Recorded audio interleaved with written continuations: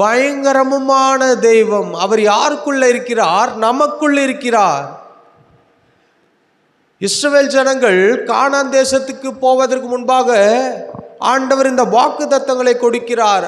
அந்த மனிதர்கள் பார்ப்பதற்கு எப்படி இருப்பாங்க? பலவான் போல இருப்பாங்க. ஆனால் பலமுள்ள தெய்வம் நான் உனக்குள்ளே இருக்கிறேன் என்று ஆண்டவர் வாக்கு கொடுக்கிறார். அப்போ ஆண்டவர் யார் என்பதை நாம் தெரிந்திருந்தால், அவர் எப்பேற்பட்டவர் என்பதை நாம் புரிந்திருந்தால், அவரை பற்றி நாம் அறிந்திருந்தால், நாம் எதை குறித்தும் பயப்பட மாட்டோம். இங்க பவுல் சொல்லும்போது அவர் தம்முடைய ஐஸ்வர்யத்தின்படி உங்கள் குறைவைகளை எல்லாம். அப்போ ஐஸ்வர்யம் எதற்காக தேவைப்படுகிறது? ஏதோ ஒரு பண பிரச்சனை வந்தால் தான் ஐஸ்வர்யத்தை பற்றி பேசுவோம். அவர் யார்? ஐஸ்வர்யவான். அவர் யார்? அவர் பணக்காரர்.